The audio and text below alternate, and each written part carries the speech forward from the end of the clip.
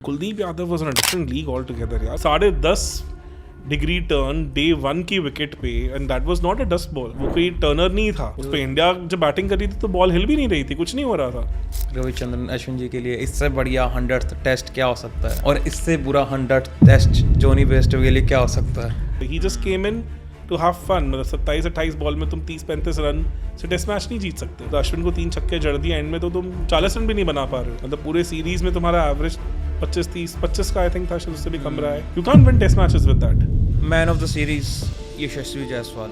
और कुछ what to say, he was leaps and bounds ahead of the team. मतलब 90 की एवरेज पे तुम खेले हो almost. On a different level he has played. Shubman Gill के फादर का भी इस जब सेंचुरी मारी है तो वहीं पे थे, तो उन्होंने एक बात बोली अभी कि Shubman Gill should open one down की बात नहीं, वन डाउन मत करो, क्योंकि वो बेचारा वेट करता रह जाता है एंड उस चक्कर में प्रेशर में आ जाता है। देखो अब तो जब तक शर्मा जी रिटायर नहीं होते तब तक तो कुछ होने नहीं वाला। तो वो गया चांस, बिकॉज अब जायसवाल को कैसे बोलोगे कि वन डाउन आ जाओ। Hello everyone, welcome to first empire podcast. हमारे पहले एपिसोड्स को काफ़ी ज़्यादा लोगों ने पसंद करा है, काफ़ी ज़्यादा तारीफ मिल रही है एंड काफ़ी गालियाँ भी मिल रही हैं। मैं यही बोलना चाहूँगा कि भाई देखो यार, नहीं है हमारा किसी भी प्लेयर की ना ही अगेंस्ट कुछ मुद्दा है, ना ही हम किसी के फेवर में हैं, ना ही हम चाहते हैं कि ये प्लेयर पहुँचे ही पहुँचे। हम तो ये कह रहे हैं कि मेरिट के दम पे जो अच्छा कर रहा है उसको हमें तारीफ़ करनी बनती है, एंड जो अच्छा नहीं कर रहा उसके बारे में बात तो तब भी करनी बनती है। तो शुभमन गिल, हम भी उसे बहुत ज़्यादा एडमायर करते हैं। आप ये मत समझिए कि हम शुभमन गिल के अगेंस्ट हैं। दो पंजाबी बंदे बैठे हैं, हमें भी अच्छा लगता है पंजाबी क्रिकेटर गया। तो शुभमन गिल के बारे में हमने अगर कुछ क्रिटिसाइज़ भी करा है तो एट द सेम टाइम हमने उनके फेवर में भी जो अच्छी बातें बोली हैं वो भी पिछले पॉडकास्ट अगर आप पूरे सुनोगे तो आपको समझ आएगा। तो जैसे कि हमारे इस पॉडकास्ट का एक ही मुद्दा होता है कि हाँ, हम अच्छे स्टैट्स और अच्छा एनालिसिस लेके आए आपके पास। तो आज भी हमारे साथ हैं, अगर रोहित शर्मा अगर बनिया होते तो कैसे दिखते। आज दीपक गोयल हमारे साथ हैं, अगेन एक्सपर्ट जो क्रिकेट के हैं ये बताएंगे। ये पॉडकास्ट जो है, ये मैं आपको बता दूं, ये लास्ट पॉडकास्ट रहेगा फॉर द टाइम बीइंग जिसमें हम टेस्ट क्रिकेट की बात करेंगे, क्योंकि इसके बाद स्टार्ट होने वाला है आईपीएल, एंड आईपीएल के बाद होगा T20 वर्ल्ड कप। तो काफ़ी टाइम तक फिर हम T20 जोन में रहेंगे। पर एज ट्रू क्रिकेट लवर्स मेरे को लगता है कि एक बार टेस्ट क्रिकेट के बारे में थोड़ा और डीपली बात होनी चाहिए। So let's start. कैसी रही सीरीज? मज़ेदार, मतलब माइंड ब्लोइंग। काफ़ी टाइम बाद एक अच्छी होम सीरीज देखने को मिली। अच्छे टाइम बाद मेरे को लग रहा है ऐसी होती है सारी होम सीरीज। डिफरेंस था यार, इस बार विकेट्स फ्लैट थी। अगर तुम धर्मशाला वाला मैच देखो तो ये विकेट में कुछ भी नहीं था, बॉलर कुछ भी नहीं था। मतलब ये इंग्लैंड कैच अब simply I think capitulated based on the demons that they had in their head. मतलब और पिच में कुछ नहीं था। ये ब्रिलियंस थी इंडियन बॉलिंग अटैक की, विच वाज ऑन डिस्प्ले। अरे मैं करंट अगर इंडियन बॉलिंग में देखूँ तो वर्ल्ड का बेस्ट लेग स्पिनर हमारे पास है। कुलदीप यादव लेफ्ट आर्म हमारे पर है तो leg spinner, right? Chinaman leg spinner. World का बेस्ट ऑफ स्पिनर हमारे पास है। I think Nathan Lyon versus Ashwin को मैं कहीं ना कहीं थोड़ा ऊपर अश्विन को रेट करूंगा for the variations he brings in. World का बेस्ट ऑलराउंडर टेस्ट का हमारे पास है, एंड वर्ल्ड का all format best fast bowler हमारे पास है। तो मतलब I think currently this has to be one of the best bowling lineups India ever had. तो उसके अगेंस्ट तो आई थिंक दिखता है कि वो अच्छे विकेट्स पे भी कैसे उनको विकेट्स लेनी है। और Kuldeep Yadav was on a different league all together यार। वो 10.5 डिग्री टर्न डे 1 की विकेट पे, and that was not a dust ball. वो कोई टर्नर नहीं था उस पे। इंडिया जब बैटिंग कर रही थी तो बॉल हिल भी नहीं रही थी, कुछ नहीं हो रहा था। जिमी एंडरसन तक भी नहीं कुछ कर पा रहे थे। नॉल तो बिल्कुल फ्लैट कंडीशंस में इंग्लैंड को फ्लैट किया। जो कुलदीप ने वो पैड और बैट का जो गैप निकाला है ना, जो उसने वो क्लासिक, अगर मैं बोलूं जो लेग स्पिन अगर एक तरह से बोले, best dismissal for me of that day 1 was Zak Crawley. 10.5 degree turn, he was completely mesmerised. उसको समझ ही नहीं आ रहा क्या गया। ऐसी सी उसने पहले भी डॉट्स कराई दी थी। एक दो मिसेस हुई थी, वो पता नहीं कैसे वो स्टंप से बच के निकली हैं, बट वो तो बैंग ऑन। एंड मुझे नहीं लगता कि वो एक ऐसी बॉल थी, कोई भी बैट्समैन होता तो he would have struggled. मतलब maybe he could have, we can argue that he could have stayed back. हाँ, maybe पैड पे लगती एम्पायर कॉल हो जाता या कुछ ऐसा हो जाता। हाँ, बट डेफिनेटली उस पे अप्रोच गलत नहीं थी जैक क्रॉली की। I think he was just done in by some extraordinary talent. Unplayable ball थी, शायद इसको गलत खेलता वो तो शायद बच जाता, शायद मे बी इनसाइड एज लग के हाँ इनसाइड एज लग जाता, स्वीप खेल लेता, मतलब कुछ भी कर लेता। That was mastery at display, मतलब वो आई डोंट थिंक सो मैंने इतना complete bowling performance home conditions में without any help from the wicket देखा है, जहाँ पे every bowler was having everything on target, like सब कुछ बहुत बढ़िया गया। बहुत मजेदार, मतलब मजेदार सीरीज और मेरे को लग रहा है अश्विन जी के लिए, रविचंद्रन अश्विन जी के लिए इससे बढ़िया 100th टेस्ट क्या हो सकता है, और इससे बुरा 100th टेस्ट जोनी बेस्टो के लिए क्या हो सकता है। बेस्टो मुझे कहीं ना कहीं लगता है कि आज की डेट में शायद वो बेसबॉल में जो उन्होंने इनिशियल सक्सेस देख लिया उससे बाहर ही नहीं आ पा रहे हैं। जो वो बैंटर उनका हुआ शुभमन गिल के साथ, वेर ही वाज सेइंग कि तेरे टेस्ट में कितने हंड्रेड्स हैं, ये वो all that, in the very next ball he got out, that shows कि वो मेंटल फोकस और वो कहीं ना कहीं 100% dedication towards the game missing था। मतलब he just came in to have fun. मतलब 27-28 बॉल में तुम 30-35 रन से टेस्ट मैच नहीं जीत सकते हो। तो अश्विन को 3 छक्के जड़ दिया एंड में, तो तुम 40 रन भी नहीं बना पा रहे हो। मतलब पूरे सीरीज में तुम्हारा एवरेज 25 का आई थिंक था, शायद उससे भी कम रहा है। You can't win test matches with that. तो मुझे लगता है वो एक सेंस ऑफ जो एरोगेंस कहीं दिखा, वो मतलब कहीं ना कहीं बेसबॉल को एक तगड़ा झटका है, जैसे वो रौनते आ रही थी टीम्स को।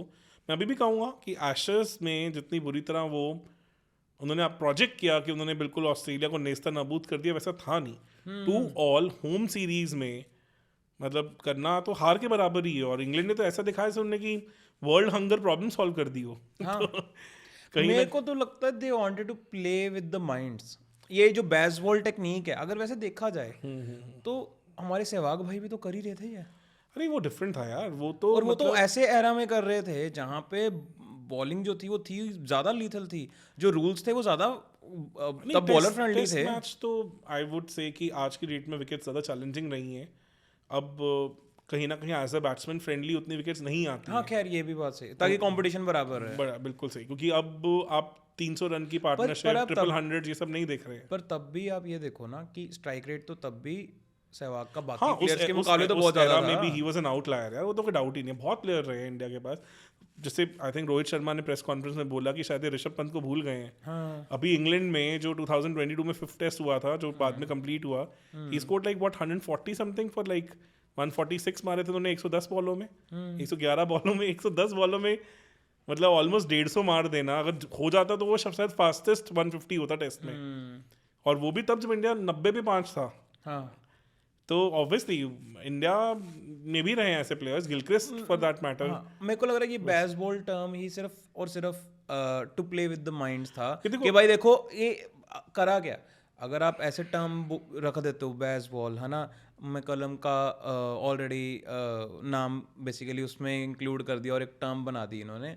सो एक क्या है कि जब आप बोल देते हो कि हम बेसबॉल क्रिकेट अप्रोच रख रहे हैं, आप क्लियरली बोल रहे हो कि हम आएंगे और हम ठोक देंगे यार। तो वो मेरे को लग रहा है कई बार ना ऑपोजिशन को इस प्रेशर में रखने के लिए, और जो मर्जी बोल लो, एक बॉलर को अगर तुम लगातार 4 अच्छी गेंदों पे शॉट लगा दो तो बॉलर एक बार तो हिल जाता है।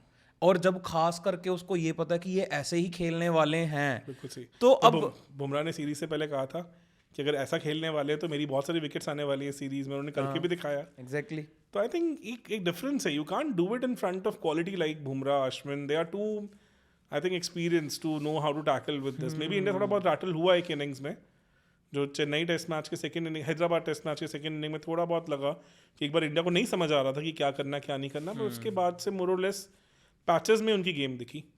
और इंग्लिश मीडिया की ना एक खासियत रही है, वो एक तरह से एक माहौल सा बना देते हैं, अपनी टीम को लेकर अलग ही जोन में रहते हैं। मतलब माइकल वॉन कह रहे हैं कि इंडियन टीम से ज़्यादा बेटर ब्रिटिश खेले और इंग्लैंड टीम ज़्यादा बेटर खेल रही थी, और वो जस्ट किस्मत ख़राब थी। किस्मत ख़राब पे तुम 4-1 नहीं हार के जाते हो। मतलब उल्टा मैं कहूँगा ये 5-0 भी हो सकती थी सीरीज। इंडिया थोड़ा स्विच ऑफ हो गया फर्स्ट टेस्ट मैच में। ये तो 190 रन की लीड के बाद तुम टेस्ट मैच हारते ही नहीं हो, सीरीज तो वैसे ही नहीं हारते हो। तो आई थिंक ये कहीं ना कहीं वो पूरा नैरेटिव था कि एक तरह से इंडिया को प्रेशर में डाला जाए जब की प्लेयर्स मिसिंग है, और आई थिंक इंग्लैंड का बेस्ट चांस था ये। एक टीम जो ट्रांजिशन में थी, 5 डेब्यूटेंट्स आए सीरीज में, they could have done a lot better. Definitely, totally agree.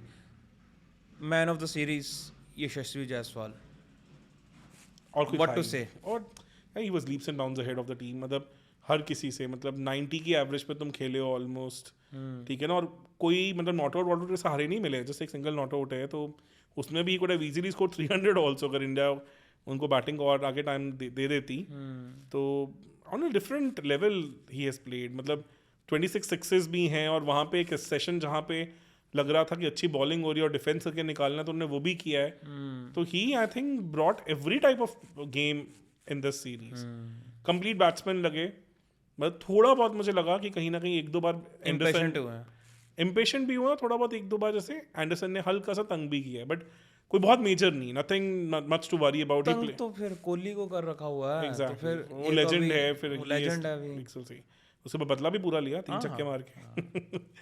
और आउट ना होके, पूरी सीरीज में आउट ना होके। देखो मैंने जो न्यू प्लेयर्स में हमेशा डिफरेंस देखा है ना, what basically sets them apart is कि how I said it earlier also कि वो 150 की बॉल को बाउंसी विकेट्स पे कैसे खेलते हैं। स्पिन के तो दिख गया है कि वो अलग लेवल के प्लेयर हैं, उनको आगे बढ़ के मारना आता है, उनके पास हर तरह का शॉट है, बट वो 150 की बॉल साउथ अफ्रीका में भी खेल के आए हैं, आईपीएल में भी उन्होंने मारा है, तो I think he is here to stay, as I have said he is the future, he is currently right now the best batsman among the youngsters in Indian cricket. Shubman Gill is a very close second. I'll keep him little ahead. Second पे आते हैं, तो आपने शुभमन गिल का नाम ले ही लिया है, तो व्हाट अ सेंचुरी, ब्रिलियंट, एकदम अनट्रबल्ड 100, लगा ही नहीं कि एक बॉल ने भी उनको तंग किया। मुझे लगता है कहीं ना कहीं वो जो एंडरसन के साथ थोड़ा सा वर्बल बैटल हुआ, थोड़ा सा लैक ऑफ कॉन्सेंट्रेशन वहाँ पे हुआ, हल्की सी बॉल ने हरकत की, पर कोई ऐसा मेजर नहीं था, वो स्टोक्स जैसी मैजिकल बॉल नहीं थी, स्टोक्स ने तो एकदम से बिल्कुल मतलब गली की तरफ सीम पॉइंट करते पिच पे इतना major deviation, it was like a left arm spinner at 130 kilometre per hour, वो तो अनप्लेएबल हो जाता है। You are playing at a different angle, ball पड़ के बाहर निकल जाए, यू आर टू गुड कि तुम उस बॉल को कुछ कर सको। जडेजा ऑन स्टेरॉइड्स थी वो बॉल। हाँ बिल्कुल सही, कहीं ना कहीं वो Jadeja with 30-40 kilometre higher speed था, और that too out of blue, कि एक बंदा आप जुलाई के बाद आज बॉल कर रहा है और ऐसी बॉल कर रहा है। बट शुभमन गिल का नो डाउट बॉल थोड़ी सी डिविएट की, रिवर्स स्विंग कर रही थी, अंदर आई वापस, but he could have done better, तो maybe I think daddy 100 का चांस मिस किया उन्होंने, और वो डैडी 100 उनका अभी तक लॉन्ग पेंडिंग है, मतलब he is I think too good a player for that, but no doubt 56 plus की एवरेज सीरीज में 3 बहुमूल्य, I would say precious second inning knocks, 3 104 उन्होंने जो मारा वाइजैक में बहुत क्रिटिकल था, वहाँ फंस जाते मैच गया था। इंडिया वैसे थोड़ी डरी हुई थी, नीचे लगी हुई थी, फिर राजकोट में 91 मे बी आउट, बाद में रिजल्ट में इतना ना मैटर करता हो, बट शर्मा जी जल्दी निकल गए थे, वहाँ भी कुछ ना कुछ हो सकता था, it was again a good innings. और अगेन लाइक जो रांची में 50, तो we all know it could have been 2-2 अगर वहाँ वो थोड़े निकल जाते तो no doubt in this test series he has played some brilliant knocks. 500 run हो गए ऑलमोस्ट यस, 452 रन्स जो सोचा था हाँ कि हो गए हैं। आई थिंक वो कहीं ना कहीं अगर वो राजकोट में रन आउट ना होते, जो थोड़ा सा कुलदीप यादव की थोड़ा ब्रेन फेड के चक्कर में, तो मुझे लगता है शायद कुलदीप यादव को भी तो लगता है ना वो बैटिंग कर सकता है। हाँ, but I think he was ready to sacrifice his wicket at that time, but वो गिल वापस मुड़ गए, उन्हें लगा शायद मैं वापस ही हो जाऊंगा, वो एक मे बी 100 का चांस मिस हो गया, वहाँ कंडीशन और फ्लैट थी, इंग्लैंड और नीचे लगी हुई थी, और यहाँ भी मुझे लगता है कि शायद थोड़ा सा लैप्स ऑफ कंसंट्रेशन हुआ, जो जॉनी बेस्टो के साथ हुआ वो काफ़ी हद तक कहीं ना कहीं गिल के साथ भी हुआ। शुभमन गिल के फादर का भी इस जब सेंचुरी मारी है तो वहीं पे थे, एंड पिछले काफ़ी टाइम से यही बात हो रही है कि शुभमन गिल बार बार प्रैक्टिस सेशन पे ध्यान दे रहा है, बिटवीन मैचेस जितनी भी जो टाइम था, तो Shubman Gill was practising with his dad, काफ़ी ज़्यादा न्यूज़ में भी आ रही थी बात, एंड देन उसके डैड भी जो थे वो भी आए हुए थे, तो उन्होंने एक बात बोली अभी कि शुभमन गिल शुड ओपन, है ना, वन डाउन की बात नहीं, वन डाउन मत करो, क्योंकि वो बेचारा वेट करता रह जाता है एंड उस चक्कर में प्रेशर में आ जाता है वो। नहीं, उन्होंने एक बहुत अच्छी बात बोली, मैंने वो आर्टिकल पढ़ा और मुझे बहुत ब्रिलियंट पॉइंट मिला एक, मतलब because I am also going through the same phase, तो क्योंकि माई सन is also super passionate about cricket, though he's only 7 year old, but वो आज की डेट में काफ़ी critically इसे देख रहा है और अच्छा खेल रहा है।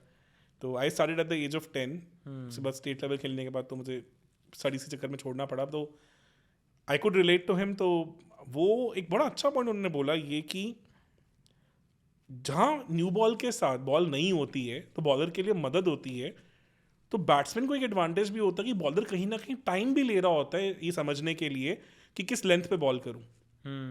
तो बॉलर के लिए भी एक सेंस ऑफ अनसर्टेनिटी होती है, तो बैट्समैन को वहां पे थोड़ी फ्रीडम भी मिल जाती है। इस चीज को मैंने कभी ध्यान नहीं दिया था, मैंने कभी सोचा ही नहीं था कि न्यू बॉल कितने टेस्ट मैचेस होते हैं जिसमें पूरा पूरा सेशन निकल जाता है कई बार, तो कि आप एकदम आपने ग्रीन कंडीशंस देखी और बॉलर्स को समझ ही नहीं आया कि किस लेंथ पे बॉल करनी है। तो कई बार दिख रहा होता है हे वे इधर बॉल डल रही होती है, कंट्रोल नहीं हो रही, स्विंग कंट्रोल नहीं हो रही, थोड़ी शॉर्ट पड़ रही है, थोड़ी आगे पड़ रही है, मतलब वो थोड़ा टाइम लग जाता है कि किस विकेट पे किस तरह की बॉल कहाँ पड़ेगी और क्या लेंथ रहेगी।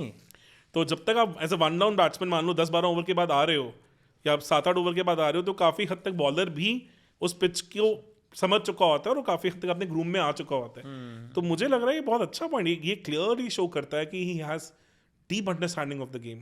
मतलब ये बहुत अच्छा पॉइंट ही शेयर्ड कि कहीं ना कहीं मतलब इट्स लाइक तेंदुलकर की बात याद आती है जब तेंदुलकर से पूछा था कि यू लाइक फास्ट बॉलिंग और स्लो बॉलिंग, तो सर की फास्ट, ये तो उसमें तो लगने का डर होता है, तो उन्होंने कहा था जितनी जल्दी लगेगा उतनी जल्दी मैं सीखूंगा।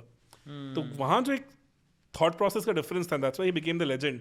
वो मुझे शुभमन गिल के फादर की बात में भी दिखी कि एज एन ओपनर एडवांटेज ये भी तो है कि जब तक बॉलर सेट होगा तब तक तो मैं 20-25 रन मार चुका हूँगा, तो मैं तो खुल चुका हूँगा, सेटल हो चुका हूँगा, और कहीं ना कहीं वन डाउन और मिडिल ऑर्डर आते आते तक बॉलर को समझ आ चुका होता है इस विकेट से क्या निकलने वाला है। तो एक बड़ा अच्छा पॉइंट था। एंड तभी Kohli as a one down player बहुत बढ़िया है बाय दिस लॉजिक, क्योंकि अगर बॉलर की लेंथ सेट हो रखी है तो कोहली की भी जो गेम रहती है। बट यार ये ना टेस्ट क्रिकेट का एक बहुत सिंपल असूल है जो मुझे लगता है अच्छा फॉलो होता है, अपनी टीम का बेस्ट बैट्समैन कभी भी जल्दी रिस्क नहीं करते हो, इट्स ऑलवेज नंबर 2 या बिकॉज मतलब 2 डाउन थोड़ी सी बॉल पुरानी हो चुकी है, थोड़ा इन्फॉर्मेशन समझ आ गया है, क्योंकि ऐसा है ना अगर तुम्हारी टीम का बेस्ट प्लेयर जैसे स्मिथ आज के डेट में ऑस्ट्रेलिया के लिए ओपन कर रहा है, अब तो ओपन कर रहा है वो, तो कहीं ना कहीं ही इज नॉट ही स्ट्रगलिंग, और वहाँ उससे दिख रहा है कि वो ऑस्ट्रेलिया का जो फीबल मिडिल ऑर्डर है वो और जल्दी एक्सपोज हो जाता है, बिकॉज तुम्हारा बेस्ट पर मेरे को लग रहा है इनको तो ऑस्ट्रेलिया को तो वैसे भी कुछ और करना चाहिए था एक्सपेरिमेंट, मतलब स्टीव स्मिथ को ओपन करवा रहे हैं आई थिंक वो स्टीव स्मिथ की खुद की मे बी गरारी हो गई। हाँ, क्योंकि कहीं ना कहीं मुझे लगता है कि इस एज में आके उनको लगा कि लाइफ में कुछ तो तूफानी करना है। पता है कई बार ना ये जो बड़े प्लेयर्स होते हैं ये अपनी ही इमेज में फंस के रह जाते हैं, मतलब ही इज अ लेजेंडरी गाय। आपका चलो वो तो इन ये जो सीरीज चल रही है ऑस्ट्रेलिया और न्यूजीलैंड की, इस पे तो बाद में आते हैं। शुभमन गिल का जो फादर साहब का ये ओपिनियन है, आपका क्या पॉइंट है? आपके हिसाब से शुभमन गिल को करना चाहिए ओपन? देखो अब तो जब तक शर्मा जी रिटायर नहीं होते तब तक तो कुछ होने नहीं वाला तो वो गया चांस, बिकॉज अब आप जायसवाल को कैसे बोलोगे कि वन डाउन आ जाओ, उसने तो बिल्कुल छीन लिया उसने तो। और शर्मा जी तो आई थिंक इंडियन क्रिकेट के आफ्टर गावस्कर शायद one of the best starts लेके चल रहे हैं एज एन ओपनर, जब से आए हैं लास्ट 19 से जब से इन्होंने ओपन किया है, तो I think he has played his best test cricket there, और चढ़ के खेल रहे हैं, बढ़िया खेल रहे हैं, तो आई don't think so till the time at least अगला ये जो करंट WTC साइकिल है इसमें तो मुझे होते नहीं दिख रहा, मे बी शायद 2025 कोहली अगर आ जाएगा टीम में तो फिर क्या लगता है आपको? 2 डाउन कोहली, 2 डाउन आएंगे, 3 डाउन राहुल आएंगे, और जो बाकी बच्चे हैं उनको थोड़ा टाइम लगना पड़ेगा, क्योंकि कहीं ना कहीं राहुल ने डिफिकल्ट कंडीशंस में 100 किया है, काफ़ी कुछ प्रूव किया है, स्टेबल बैटर हैं। राहुल का भी तो यही फील होता है कि ना, मतलब the chances that were given at that point of time, वो ना मतलब बेसिकली उन्होंने डिसाइड ये करना था कि KL Rahul as a captain team को लीड करेगा या as a senior team member. मेरे को लग रहा है वो मिस हो गया KL राहुल का। आप एक टाइम पे देखो, एक टाइम पे मतलब इवन कोहली से भी बात, मतलब जो इंटरव्यूज हैं, जो बात करने का तरीका है, उससे ये पता चलता था कि he was also keen to hand over his captaincy to KL Rahul. देखो कैप्टनसी कीन कोई नहीं होता हैंड ओवर करने के लिए, वो धोनी भी नहीं थे, धोनी भी मतलब सर्कमस्टेंशियली उनके साथ हुआ, उस पर कभी इस दिन बहुत डिटेल में डिस्कशन करेंगे। तो कैप्टनसी तो कोई छोड़ना नहीं चाहता because so much of fame and power associated with that है, बट हाँ he was looked upon as a pretty I would say organic transition for this captaincy role. पर कई लोग लेट ब्लूमर्स भी होते हैं, कई लोग लेट चमकते हैं। देखो ऐसा तो नहीं है उन्होंने इंटरनेशनल करियर में कुछ नहीं किया है, अच्छे परफॉर्मर रहे हैं, अच्छे की मैचेस अच्छा चलते रहे हैं, नो डाउट कहीं वो बड़े मैच में बड़ी पारी शायद अभी थोड़ी मिसिंग है. He has age on his side, मतलब 30-31 के हैं अभी, तो काफ़ी टाइम है उनके पास, तो वो कंसर्न तो मुझे आज की डेट में नहीं लगता. 5-6 साल तो हैं, 5 साल तो हैं. फिटनेस का ही कंसर्न है, कहीं ना कहीं उनके फिटनेस के इश्यूज हैं, अदरवाइज तो थोड़ा फिटनेस पे अगर वो ठीक रह गए तो आई डोंट सी कि कुछ ना कुछ और लेजेंडरी उनसे हम नहीं देखेंगे. ऐसा नहीं होना चाहिए. Is too gifted a player. Game तो उनकी टॉप नॉच है. उन्होंने जो 100s किए हैं वो इतनी डिफिकल्ट कंडीशन में इतने प्यारे 100s किए हैं. और एक मुझे 2018 सीरीज की बात याद आ जाती है संजय मंजरेकर की, विच इज़ वेरी स्ट्रेंज, कि जनरली जब एक आदमी अच्छा 100 करता है डिफिकल्ट कंडीशंस में, तो तुम एक्सपेक्ट करते हो कि अगली इनिंग्स में उनके अच्छे 60-70 कुछ ना कुछ आएगा. राहुल का वो बहुत अजीब रहा है पैटर्न. एक बढ़िया 100 डिफिकल्ट कंडीशन में फिर बिल्कुल खत्म.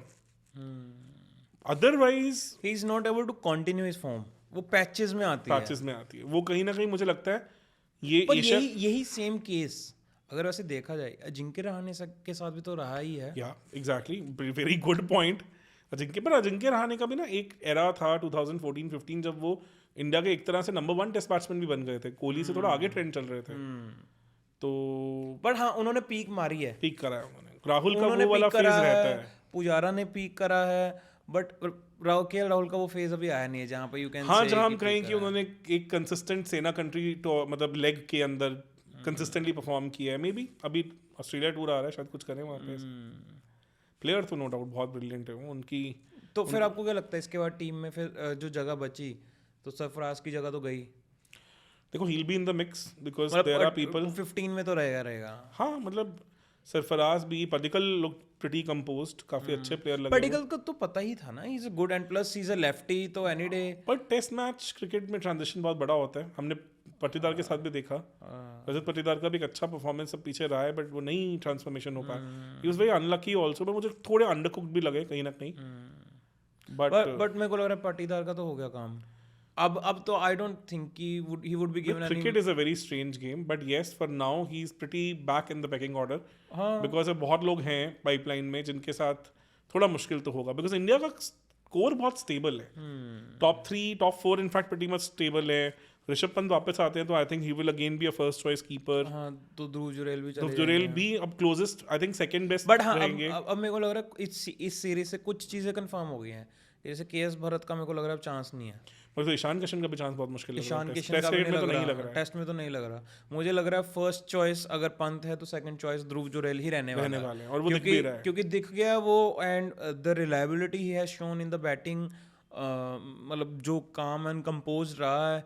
एंड कुछ ऐसे से केसेस भी हो गए हैं जो MSG लेवल इंसिडेंट्स होते हैं कि भाई आगे बढ़ेगा, आगे बढ़ता है, बॉल डालता है गुगली. वो एक गेम अवेयरनेस दिखाता है, वो एक लीडरशिप क्वालिटी और गेम अवेयरनेस दिखाता है. मेरे को लग रहा है कि और क्या, मेरे को नहीं लगता ध्रुव जुरेल को इससे ज्यादा कुछ करने की जरूरत है अब अपना पॉइंट प्रूव करने के लिए. आई think he has done enough. और अगर हम इस सीरीज के टॉप 5 पिवटल इनिंग्स की बात करें जिन्होंने, तो उनमें से एक ध्रुव जुरेल की है. I think rank 1.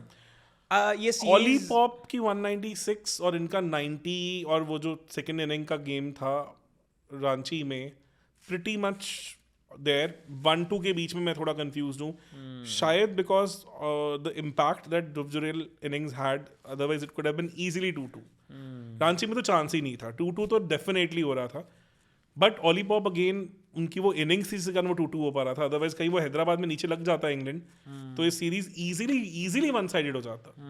तो वो 1 और 2 था. किसे आप ऊपर रखना चाहते हो 1 या किसे 2, that's your personal choice. But 1 और 2 जो बेस्ट इनिंग्स थी वो मेरे लिए होंगी.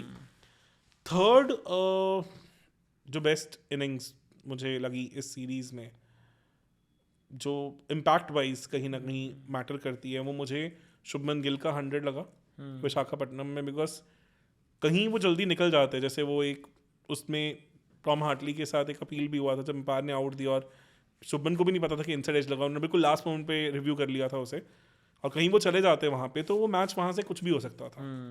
मतलब कहीं इंडिया अगर मान लीजिए 125-150 पे निकल जाती तो 300 शायद बैस बॉलर्स चेज कर जाते हैं. और 2-0 से वापस आना तो बहुत मुश्किल हो जाता है, बहुत ज़्यादा मुश्किल हो जाता है. तो हिस्ट्री में हुआ ही बहुत कम है. तो 5 मैच सीरीज में भी चांस मुश्किल ही है. तो थर्ड पे मैं उसे कहूँगा that was a very impactful knock, very important knock. Fourth पे मेरे लिए इनिंग्स आएगी impact wise, importance wise, I would से जो रोहित शर्मा का 100 था. बिकॉज एक बार जब 30 for 3 हो गया था राजकोट में, तो वहाँ पे वो जो उनकी पार्टनरशिप हुई थी जडेजा के साथ, as a captain the pressure that he had, वो प्रॉपर कैप्टन. जडेजा का नॉक भी बहुत अच्छा था वहाँ पे, no doubt about it. But कहीं ना कहीं थोड़ा सा आई थिंक चढ़ के खेले थे शर्मा वहाँ पे, फास्ट खेले थे और इंग्लैंड को एक बार बैकफुट पे धकेल दिया था. कहीं वो 4 for 50 हो गया होता, जैसे वो जो कैच छोड़ा पीछे उस इनिंग्स में जो रूट ने, तो शायद मुझे लगता है वो मैच वहाँ पे कुछ भी हो सकता था, फंस सकता था. तो वो एक बहुत बड़ा इम्पैक्टफुल नॉक था. और फिफ्थ में मैं ऑब्वियसली कहूँगा जायसवाल का 100 वाइजिक में, बिकॉज कहीं ना कहीं फर्स्ट इनिंग का डबल 100 ने ही इंडिया को एक रिवाइवल करवाया, क्योंकि हैदराबाद के आई थिंक जो नीचे लगने के बाद एक अच्छा परफॉर्मेंस चाहिए था. ये चाहिए था टीम का मोराल ऊपर आने के लिए. तो ये मेरे टॉप 5 इनिंग्स. इसमें मैं स्पेशल मेंशन करूंगा कि जो कुलदीप यादव की नॉक थी, स्पेशल मेंशन. मतलब आई विल कीप, पता क्या है, वही वाली बात है कि ये बहुत क्रूशियल नॉक था, क्योंकि ध्रुव जुरैल को अगर जब हम दे रहे हैं ना, तो वो एक्चुअल में ना कुछ क्रेडिट जो है ना उसका उसको भी जाना चाहिए. अनएक्सपेक्टेड था, क्योंकि बहुत अनएक्सपेक्टेड था. हमने उनको इतना अच्छा, इतना बढ़िया, इतना सॉलिड डिफेंस देखा. I think he has the capability, he always had the capability, but now he has come of age. इस सीरीज में उन्होंने 2-3 ऐसी क्रिटिकल नॉक्स में दिखा दिया. और मेरे को पता क्या लगता है कि जब ना कुलदीप यादव का ना वो यंगस्टर वाला जो था ना, अब वो टैग अब ना हट चुका हुआ है. तो मुझे क्या लगता है ना कि एक ना बैटिंग कैपेबिलिटीज पहले भी थी कुलदीप यादव में, ये सभी बात करते थे कि ही कैन प्ले लाइक, जैसे भुवनेश्वर कुमार खेल लेता था ना, कि ही इज नॉट दैट बल्कि, इतना मसल नहीं है कि छक्के मार देगा, बट ही कैन टाइम. तो कुलदीप यादव भी is that kind of person कि वो आगे बढ़ बढ़ के लॉफ्टेड शॉट्स नहीं मार सकता. उनका फर्स्ट क्लास में 100 है और अच्छा मतलब खेले यूपी के लिए काफी. तो as a batsman pretty much capable batsman, और दिखता है पर अभी तक जैसे हमने कोई सिग्निफिकेंट परफॉर्मेंस नहीं देखी थी आज तक.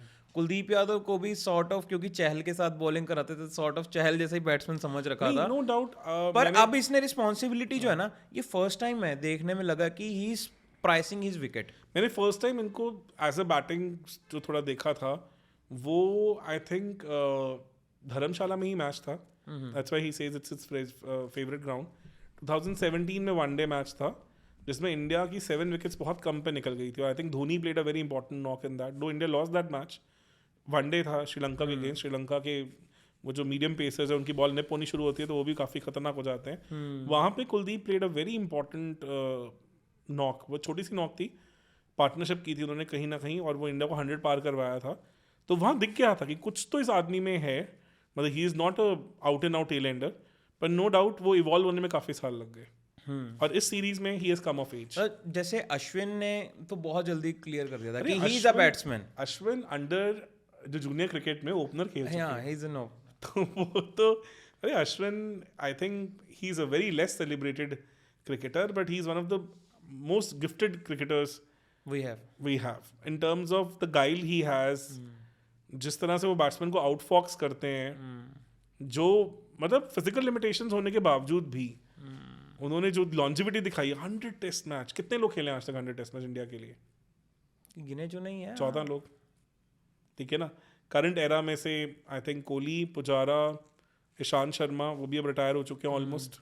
ऑफिशियल नहीं भी हुआ है तो हो जाएगा. एंड उसके बाद अश्विन. तो मतलब 14 प्लेयर आज तक इंडियन हिस्ट्री में सिर्फ 100 टेस्ट मैच खेले. I think 70 odd world level पे, और 150 साल पुरानी गेम है. तो इट शोज कि it's not a small feat. और red ball cricket any day is a complete cricket. आज मतलब इवन मोइन अली का ये बयान आया है, उन्होंने कहा है कि यंगस्टर्स को अगर कंप्लीट क्रिकेटर बनना है तो रेड बॉल क्रिकेट पक्का से खेले. You learn a lot, you मतलब enhance your skills. Totally agree. और देखो मैंने तो अपने बचपन में जब भी क्रिकेट खेला है ज़्यादा रेड बॉल क्रिकेट ही खेला. हमारे टाइम वाइट बॉल तो नहीं चलता था. मतलब डिस्ट्रिक्ट पे, स्टेट पे, whenever I played, college cricket when I played, that was all red ball cricket. तो no doubt it is difficult जब बॉल स्पिन करता है, सीम करता है. स्विंग मैंने लाइफ में बहुत कम खेली है क्योंकि इंडियन पिचेस ही नहीं है इतनी. स्विंग ज़्यादा पिच से ज़्यादा बॉलर की एबिलिटी पे आ जाता है. वो कल्चर उतना नहीं था. मुझे अच्छे से याद है, पेस भी चाहिए ना उसके लिए ज़्यादा. हाँ, अंडर 14 में एक था राहुल यादव करके बॉलर, इसकी हल्की हल्की बॉल हवा में टहलती थी, स्विंग होती थी. उतना देखा है. तो no doubt it is challenging और सीम मूवमेंट डेफिनेटली ज़्यादा चैलेंजिंग होती है स्विंग से, बिकॉज स्विंग कहीं ना कहीं आप पहले से थोड़ा सा आइडिया लगा लेते हैं कि बॉल कहाँ जा रही है. सीम जो आप सिर्फ 2 मीटर 3 मीटर 6 मीटर की डेविएशन लेके आते हैं की डिफरेंस पे जब बॉल डिविएट होती है तो आपके पास टाइम नहीं होता है एडजस्ट करने का. तो रेड बॉल इसीलिए शामी ज्यादा लीथल है.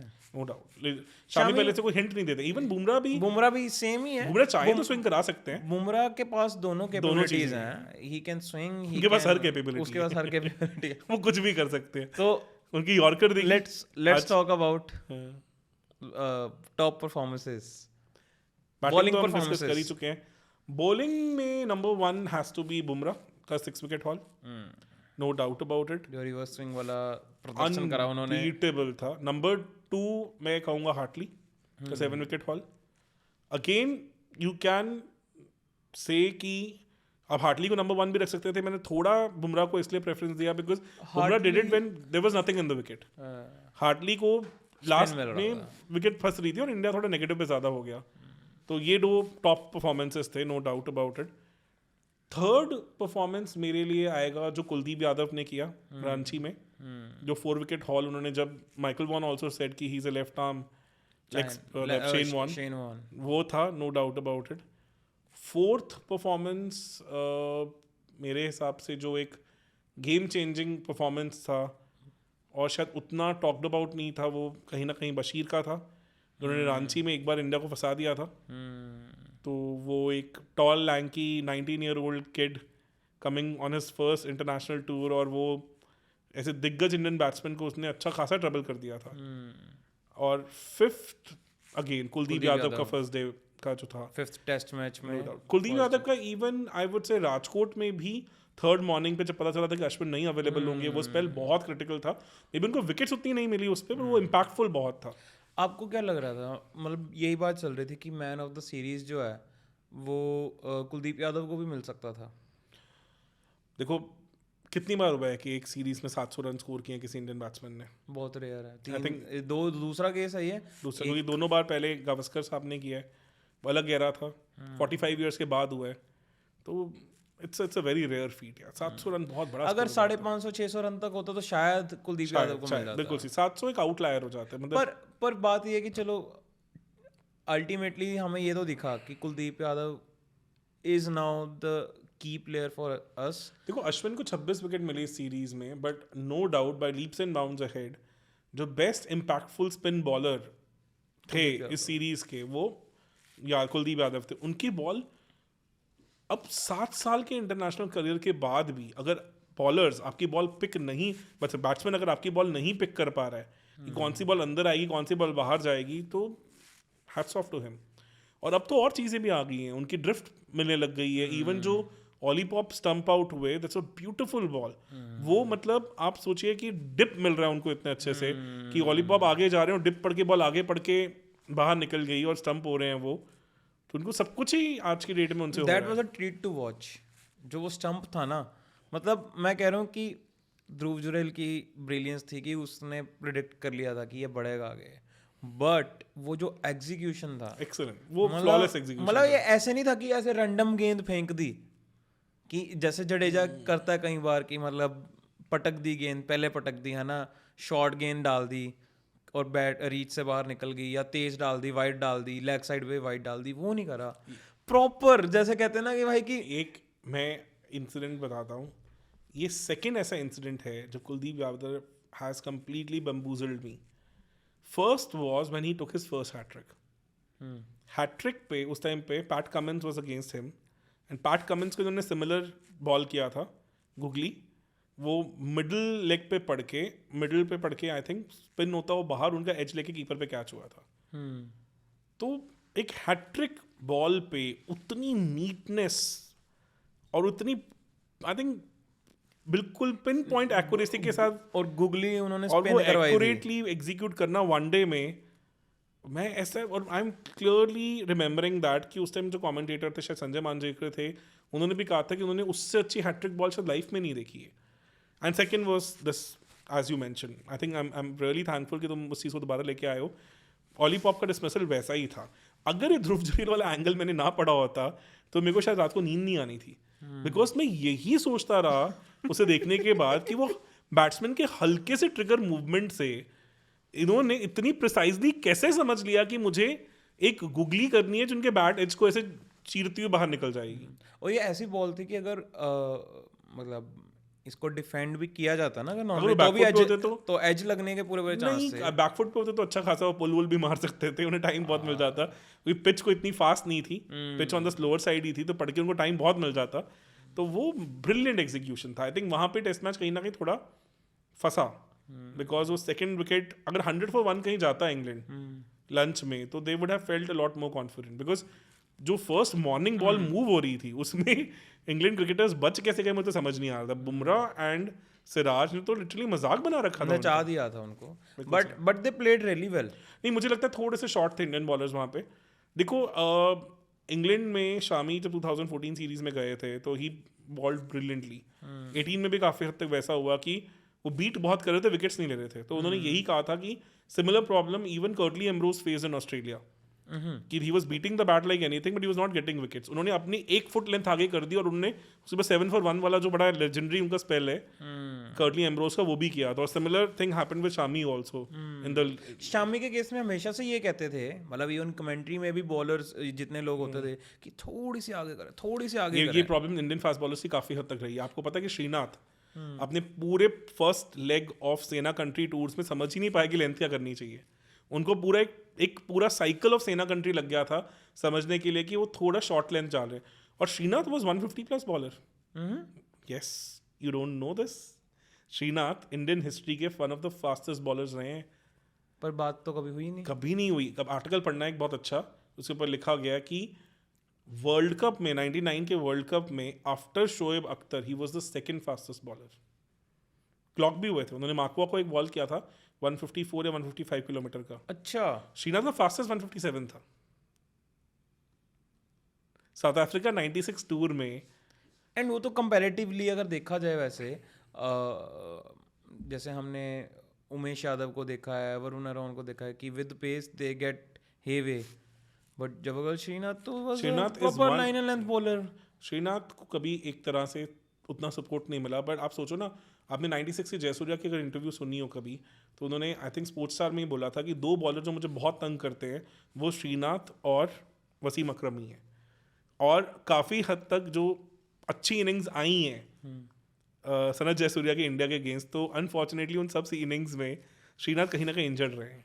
ओके एक उन्होंने भी बहुत सारे अच्छा, मतलब देखो उस टाइम पे Indian slip catching was not that good, third seamer नहीं होता था, बहुत सारे चैलेंजेस थे, बैटिंग उतनी स्ट्रांग नहीं थी।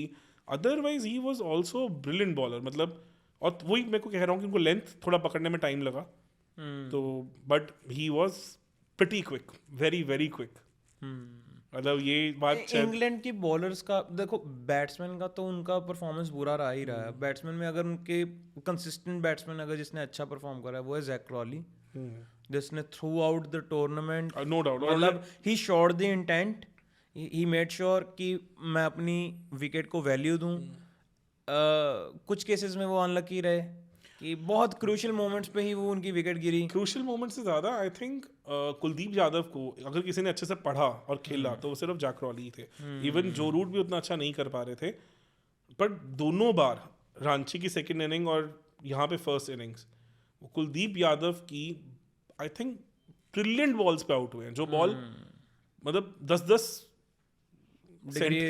डिग्री टर्न हुई है वहाँ पे आउट हुए हैं। तो अनलकी तो रहे हैं, no doubt about it, but he look very assured. उन्होंने बुमराह को बहुत अच्छा खेला। उन्होंने रिवर्स स्विंग पे भी मैंने देखी उनकी बैटिंग, लगा नहीं कि वो बुमराह को पिक नहीं कर पा रहे हैं। तो I think he is going to be the next star of English cricket for sure. Joe Root का क्या कहेंगे? जो रूट से थोड़ा ना थोड़ा डिसअपॉइंट हो गए। एंड ऑफ द टूर तक आते आते he got back into his groove. तो पहले 3 में तो लगा, 3 मैच में या 2 मैच में तो यही लगा कि he is following the template जिसके बारे में बात करी। वो जितना मर्जी बोल लें, अगर वहाँ पे जो रूट ने वो स्लिप पे कैच ऐसे ना पकड़ाया होता रिवर्स स्वीप में, वो भी बुमराह को, तो मैच शायद कुछ और होता, सीरीज के नंबर्स कुछ और होते, सीरीज शायद विनर ही कोई और होता। अगर बहुत क्रूशियल मोमेंट पे एक अगर हम टॉप 5 मोमेंट्स की बात करें इस सीरीज की, जो पिविटल टॉप 5 मोमेंट्स थे वो क्या थे? पहला I think would say test wise test चलते हैं। फर्स्ट टेस्ट का सबसे बड़ा मोमेंट तुम्हें क्या लगा, कौन सा था? टेस्ट मैच का सबसे बड़ा मोमेंट इस पूरी सीरीज में, फर्स्ट टेस्ट मैच का, फर्स्ट टेस्ट मैच का तो for me it was Ollie Pope का कैच जो ड्रॉप हुआ। हाँ आई थिंक जो अक्षर ने 110 पे जो कैच ड्रॉप किया, शायद मैच वहीं खत्म हो जाता। वो सबसे बड़ा मोमेंट था। हाँ सेकंड कैच राहुल ने ड्रॉप किया था, तब तक वो 185 186 तक चला गया था। सेकंड टेस्ट मैच का जो एक डिफाइनिंग मोमेंट था, नहीं मेरे को अभी इतना याद नहीं है, आप बताओ। सेकंड मैच का मैं कहूँगा शुभमन गिल का LBW। तो अगर वो रिव्यू ना लेते और वो चले जाते, जो उन्होंने ऑलमोस्ट कर दिया था, और इंडिया के 30 पे 3 हो गया होता, तो इंडिया की उस टाइम इतनी बैटिंग डेप्थ भी नहीं थी और कहीं ना कहीं थोड़ा कॉन्फिडेंस की भी कमी थी। तो वहाँ मैच, सेकंड मैच निकल गया था। तो वो एक pivotal moment of second test match था।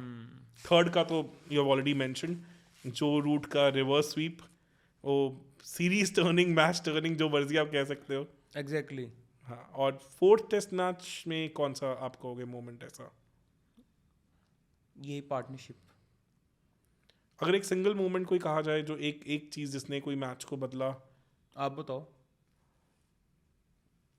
वेरी डिफिकल्ट टू से, बिकॉज कहीं ना कहीं बहुत क्लोज मैच था। ऐसा एक सिंगल डिफाइनिंग मोमेंट मुझे लगता है कहीं ना कहीं शायद जो रूट का LBW, जो जिसपे काफी डिबेट भी हुआ कि वो DRS वाला, जो बहुत ज़्यादा क्रूशियल विकेट थी। हाँ, बिकॉज आई थिंक वहाँ 65 for 3 की जगह का जो रूट और जैक क्रॉली एक बार तो चढ़ गए थे ऊपर, और वो कहीं 50-60 रन और हो जाते तो शायद 240 का टारगेट इंडिया के लिए उस विकेट पे मुश्किल था। तो मेरे हिसाब से अगर मैं एक पिवटल मोमेंट कहूँगा तो जो रूट का LBW कहीं ना कहीं। तो वो मैच बैलेंस में था, फंसा हुआ था। फिफ्थ मैच में तो मेरे को लग ही नहीं रहा कि कोई की मोमेंट था, या आपको बोलना है तो आप बोल लो कि जैसे ही कुलदीप यादव का स्पेल, जो डेडली स्पेल शुरू होता है। हाँ, मे बी शायद नहीं, इनिंग्स डिफीट में तुम क्या की मोमेंट की बात करोगे? आई थिंक फिफ्थ मैच तक तो टेस्ट सीरीज की सारी स्टीम ही निकल गई थी, तो इसमें तो ऐसा कोई क्रिटिकल मोमेंट फिफ्थ मैच मतलब वही है कि जैसे ऑब्वियसली Formality। डेड रबर था, तो डेड रबर में ऑब्वियसली ये एक सीरीज काफी हद तक 2018 सीरीज से बहुत मिलती है। तभी फिफ्थ मैच में ऐसा ही हुआ था कि इंडिया फिफ्थ टेस्ट मैच आते आते तक थक सी गई थी काफी ज्यादा। अगर तुमने एक नोटिस किया हो, विराट कोहली की कैप्टनसी में और MS धोनी की कैप्टनसी में सबसे बड़ा डिफरेंस जो मुझे लगा है उस एरा में वो बुमराह। अगर सेना कंट्रीज में देखा जाए तो 2012 सीरीज में, 2011 सीरीज में इंग्लैंड ने बहुत लंबी लंबी पार्टनरशिप्स की। 12 सीरीज में एक टाइम तो ऐसा आ गया था कि माइकल क्लार्क आउट ही नहीं होते थे इंडिया से। तो और 14 में भी काफ़ी ऐसा हुआ कि बहुत मुश्किल हुई। इवन एलिस्टर कुक को तो हम इंडिया में आउट नहीं कर पा रहे थे।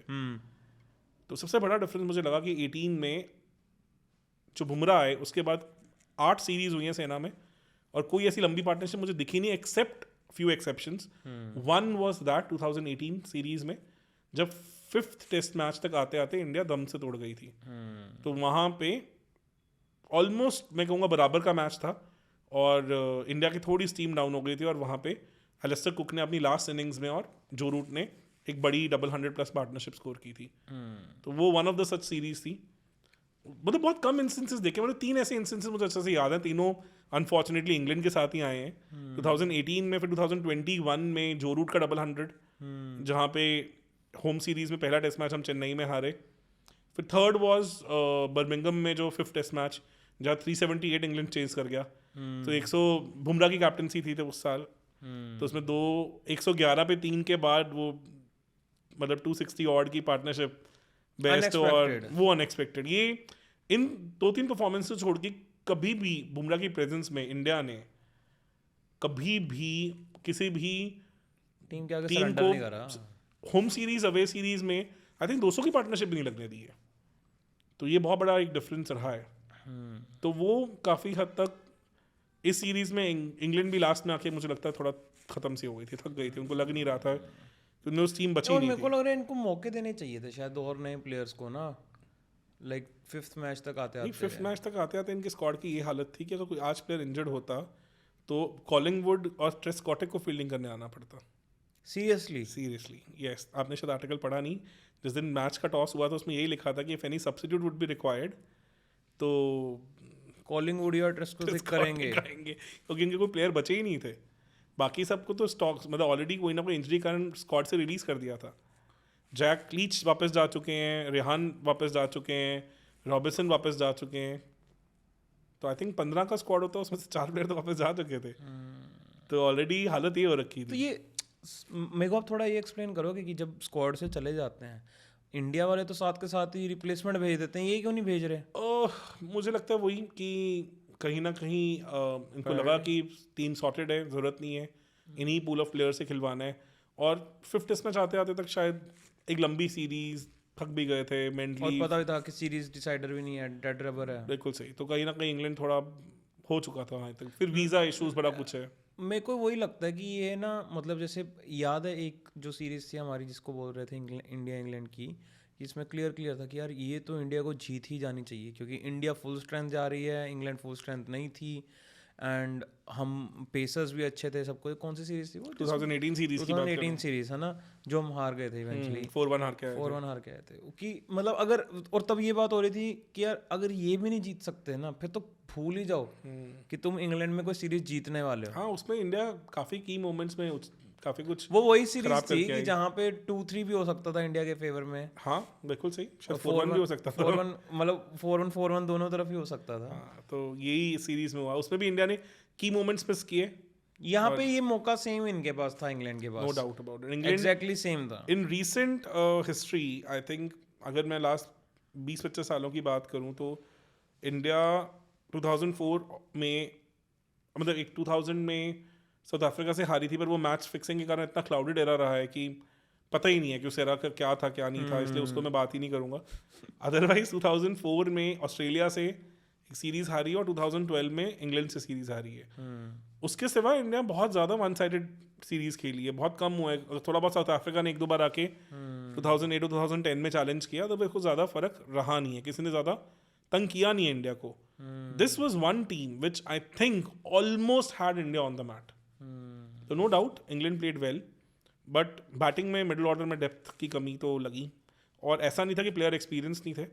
जो रूट, जॉनी बेस्टो और इवन स्टोक्स तीनों 100 प्लस टेस्ट मैचेस खेल के आ और गए हैं. इनमें से भी कुछ प्लेयर्स तो एस्टैब्लिश हो रखे हुए हैं कि ये टेस्ट प्लेयर्स हैं. जैसे ओली पॉप था बिल्कुल सही कि मतलब he is a genuine test batsman. बिल्कुल. और उन्होंने फर्स्ट टेस्ट मैच में एंड दिखाया. Ben Foakes is a very good player of spin. पता चलता है सबसे शॉर्ट प्लेयर्स में से लगे कि स्पिन तो वो उसको समझ आ रही थी बिल्कुल स्पिन क्या है पूरी.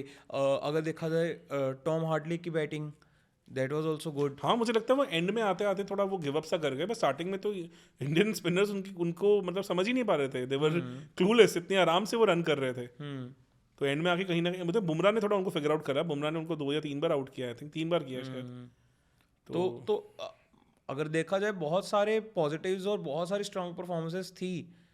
इट्स जस्ट दैट वो क्रूशियल मोमेंट्स पे इन्होंने गिव अप करा और फिर ये समझ आया कि ये भी जब गिव अप करते हैं ना तो ये भी ढेर हो जाते हैं. देखो इंग्लैंड का भी यही कैरेक्टर है यार. तुम इंडिया की टीम देखो 1 2 3. Rohit Sharma legend of the game. Jaiswal का one of the out breaking मतलब सीरीज थी. गिल अपकमिंग स्टार हो जाते हैं. उसके बाद आप बॉलिंग में अगर आ जाओ तो मैंने पहले ही कहा कि वर्ल्ड का बेस्ट स्पिनर, वर्ल्ड का बेस्ट लेग स्पिनर, वर्ल्ड का बेस्ट ऑलराउंडर और वर्ल्ड का best all format fast bowler. और सिराज भी बुरे नहीं है. उनके भी रिवर्स स्विंग एंड ऑल कि खरा वो बेचारे को कुछ करने को मिला नहीं इस मैच में, बट ही इज लाइक काफी अच्छे बॉलर. उन्होंने काफी प्रूव किया. और मेरे को ये लगता है सिराज के ऑल्टरनेटिव्स भी इतने स्ट्रांग हैं कि जैसे मोहम्मद शामी इंजर्ड है अभी, नहीं तो मोहम्मद शामी होते हैं तो मेरे को लग रहा है स्क्वाड जो है ये शायद दुनिया में कहीं पे भी खिला लो. बिल्कुल सही. हाँ, ये कर सकते हो आप जडेजा की जगह, या जडेजा को भी रख के आप एक और फास्ट बॉलर खिला सकते हो. कहीं ना कहीं कुलदीप यादव या जैसे अभी ये आकाशदीप है, he can bat as well. हाँ, तो आकाशदीप और लेफ्ट आर्म सीमर है. नहीं सॉरी राइट आर्म है वो भी राइट आर्म. हाँ, बॉलर्स तो इंडिया के पास अब तो जिस तरह से बीसीसीआई ने कहा है कि they will be giving special focus to fast bowlers. उन्होंने एक अलग से उनके लिए फंड ही रख दिया है. तो आई एम वेरी श्योर इससे काफी फर्क पड़ेगा फास्ट बॉलर्स को, जो बहुत बड़ा एंड मेरे को लगता है ना पुश दिया है. क्रिकेट जो एक्साइटिंग होती है ना वो होती फास्ट बॉलर से है. इसमें कोई सेकंड थॉट वाली बात नहीं है. क्योंकि इसमें अगर आप बहुत प्रैक्टिकली देख के चलेंगे तो थ्रिल तो स्पीड से ही आता है। और इस टेस्ट मैच में भी जब बीच में जो आई थिंक रोहित शर्मा का एक शॉट था, वो भी, और जहाँ गिल को थोड़ा बहुत बीच में तंग करा, गिल का और वुड का एक बीच में मतलब एक था कॉन्टेस्ट जहाँ पे वुड वाज 153 154 पे बॉल कर रहे थे और वो कहीं ना कहीं थोड़ा बहुत ट्रबल कर रहे थे शॉर्ट बॉल से गिल को, जबकि मैंने देखा नहीं गिल को किसी ने शॉर्ट बॉल से तंग किया हो। तो वो एक क्लियरली दिखता है कि फास्ट बॉलिंग की एक्साइटमेंट है जो दिख के आ रही थी उस टाइम सामने। एंड ये खैर हमने देखा है पिछले 5-10 सालों में कि एम्फेसिस रहा है फास्ट बॉलर्स पे, एंड उसी के रिजल्ट्स भी दिखे हैं। एंड मुझे लग रहा है कि और अगर फोकस रहेगा तो we will get world class bowlers like Bumrah. No doubt इसमें बीसीसीआई को बहुत क्रेडिट जाना चाहिए कि उन्होंने मतलब मैंने एक पाकिस्तान का जो द पवेलियन का शो आता है उसमें वसीम अकरम की एक मतलब बात सुनी थी। उन्होंने कहा था कि जब वो केकेआर के कोच थे और he was the support staff of KKR, तो उस टाइम पे भी कि सीम पोजीशन को लेके इंडियन क्रिकेट में काफ़ी बातचीत थी। हाँ, तो उन्होंने कहा था कि इवन एट दैट टाइम 2010-12 वाले टाइम पे भी जो यंगस्टर्स आ रहे थे उनको काफ़ी हद तक ये बोला जा रहा था कि अपनी सीम पोजीशन को अच्छे से फोकस में रखें। तो आप देखिए कि उस टाइम के जो बॉलर्स रहे हैं, श्रीशांत हैं, शमी हैं, बुमराह है, फॉर दैट मैटर सिराज हैं, ये सभी की सीम पोजीशन की जो लैंडिंग है वो बहुत एक्सेप्शनल लेवल पे है। तो it has not happened overnight. तो ये इंडियन क्रिकेट सर्कल में this was a big conscious effort from the management, from the coaches, जहाँ पे ये चीज़ कहीं ना कहीं इंग्रेन करी गई इंडियन सिस्टम में कि हमें इस पे काम करना है। और अगर एक अकरम जैसा लेजेंड इसके बारे में बात कर रहा है तो it is something which is noteworthy. And मेरे को लगता है ये क्योंकि एक अगर याद हो एक नैरेटिव चलता था कि इंडिया के बैट्समैन, पाकिस्तान के बॉलर्स, फास्ट बॉलर्स, इनको कंबाइन कर दो तो वर्ल्ड की बेस्ट टीम बन जाती है। मेरे को लग रहा है कि वही है कि इससे ये रियलाइजेशन तो थी ही थी कि समवेयर हमारे पास एक सीमर ही एक टाइम पे बढ़िया होता है, दूसरा या तीसरा सिर्फ सपोर्टिंग रोल ही करता है। कभी भी हमारे पास 3 पेसर नहीं होते थे तगड़े कि 3 के 3 विकेट टेकर, 2 भी नहीं होते थे, 2 भी नहीं होते थे, बिल्कुल सही। तो वो मेरे को लग रहा है कि वो चेंज हो रहा है। एंड मैं ये नहीं बोल रहा हूँ कि पहले भी बॉलर्स रहे हैं, उनके भी कुछ दिन अच्छे होते थे, कुछ नहीं होते थे, कुछ आशीष नेहरा जैसे भी होते थे जो अच्छे होने के बावजूद इंजर्ड इतने रहते थे कि भाई अंदर बार, नहीं तो अदरवाइज आशीष नेहरा और जहीर खान की बहुत अच्छी जोड़ी बन गई थी। हाँ, but no doubt even though Zaheer was I think अगर लेफ्ट आर्मर्स में देखा जाए तो इंडिया के बेस्ट एवर फास्ट बॉलर रहे हैं, पर उनका भी 32-33 का एवरेज था। हाँ, एवरेज तो कम ही है, तो 32-33 का वो पैचेस में आती थी ना परफॉर्मेंस। अब कंसिस्टेंट परफॉर्मर जो फास्ट बॉलर्स में तो आपको याद करना पड़ेगा कौन था। मैं वही कह रहा था क्योंकि उस टाइम में प्रेशर यही हो जाता है कि तुम्हें अगर अपना सपोर्टिंग स्टाफ नहीं मिल रहा और तुम पे सारा प्रेशर है तो you try a lot more than what is expected. और एक कई बार होता है कि तुम प्रेशर पे बिल्ड नहीं कर पा रहे हो कि दूसरे एंड से ही कहीं ना थोड़ी लूज बॉलिंग हो रही है। तो वो तो इंडिया के पास कभी लग्जरी थी। अदरवाइज ट्रांचेस में देखा जाए तो जहीर खान ने, आशीष नेहरा ने ये दिखाया है कि दे आर मैच विनर्स। नहीं, टेस्ट मैचेस में तो आशीष नेहरा ने कभी कुछ ऐसा नहीं किया। टेस्ट में नहीं करा था, बट अगर वाइट बॉल में बोलो, वाइट बॉल के तो वो लेजेंड ही रहे हैं यार, इसमें तो कोई डाउट ही नहीं। ही is a white ball player, he is a white ball player. Red ball में तो आशीष नेहरा, मतलब जहीर खान ने तो हर जगह पे परफॉर्म किया है। उन्होंने तो इंग्लैंड में भी परफॉर्म किया। उन्होंने 2007 सीरीज जो इंडिया इंग्लैंड में जीता है, that was because of Zaheer Khan. And जो ग्रेम स्मिथ को जो अपना बनी बनाया था, अरे अरे अरे, नो डाउट अबाउट इट। मजा आ जाता था देख के कि भाई कैसे गुड लेंथ पे ऐसे गेंद बाहर निकल रही है। एक जहीर खान को थोड़ा डिसएडवांटेज ये भी रहा है कि कहीं ना कहीं जो अर्ली 2000s और अर्ली 2010s वाला जो एरा था वो थोड़ा सा बैटिंग फ्रेंडली एरा था। अब जो मतलब आप इंग्लैंड में चले जाओ तो वहाँ डूक बॉल यूज हो रही है और इंडियन विकेट्स ऐसी ऑफ लेट रही हैं जहाँ पे पिच काफ़ी हेल्पिंग विकेट्स रही हैं। इस सीरीज को छोड़ दें, it was a complete exception. इस बार इंग्लैंड की गलती होगी, 5 मैचेस में अच्छी विकेट्स दी हैं इंडिया ने। इस बार वो रैंक टर्नर तो एक भी नहीं था, कुछ भी नहीं था। तो वो थोड़ा रहा है, नो डाउट। जहीर ने थोड़ी सी रिलेटिवली फ्लैटर कंडीशंस में बॉल किए विदाउट एनी सपोर्ट, तो नो डाउट वर्ल्ड कप तो जिताया उन्होंने। आपको क्या लगता है जो इस बार रैंक टर्नर कोई पिच बनी नहीं, क्या इसका एक रीज़न ये भी है कि इंडिया की भी काफ़ी ज़्यादा बात होती है कि इंडियंस भी अब इतने स्पिन के अच्छे प्लेयर्स नहीं है जितने होते थे? देखो, आप एक सिंपल चीज़ सोचो, आप उन के बारे में एक चीज़ जानते थे कि इंग्लैंड शायद अपने सबसे इनएक्सपीरियंस बॉलिंग अटैक के साथ आया है as far as spin is concern. 2012 में आपके पास दो लेजेंड्स थे, the Graeme Swann I think one of their best spinners ever, then Monty Panesar was brilliant bowler. तो 16 में भी कहीं ना कहीं मोइन अली और आई थिंक जो उनके लेगी थे Adil Rashid and all still was They more were better experience. and better, I would say कि on paper अभी भी वो better है। बिल्कुल 21 में भी कहीं ना कहीं जैक लीच भी एक्सपीरियंस स्पिनर थे। इस सीरीज में दोनों ही डेब्यूटेंट्स थे, उनके साथ इंडिया टूर में इंडियन टूर काफ़ी टैक्सिंग होता है डेब्यूटेंट्स के लिए। तो वहाँ मुझे लगता है इंडिया ने अच्छा किया कि कहीं ना कहीं अगर वो थोड़ी फंसने वाली विकेट डाल देते तो फिर थोड़ा कहीं ना कहीं तुम पैरिटी पे आ जाते हो, क्योंकि तुम कहीं एवरेज स्पिनर्स को भी मौका दे रहे हो मौका दे देते हो गेम में आने का। हाँ, और यहाँ पे जैसे पता चल रहा था कि first day on 5th test match Kuldeep ने बहुत एक्सेप्शनल बॉलिंग करी थी, तभी इतना स्पिन मिला उसे, बिल्कुल सही नहीं तो हर किसी को तो नहीं मिल रहा था। नहीं मिल रहा था। इंडियन बैटिंग में तो आप अगर अश्विन की भी बॉलिंग देखो, अश्विन ने सिर्फ वेरिएशंस के दम पर विकेट्स ली हैं।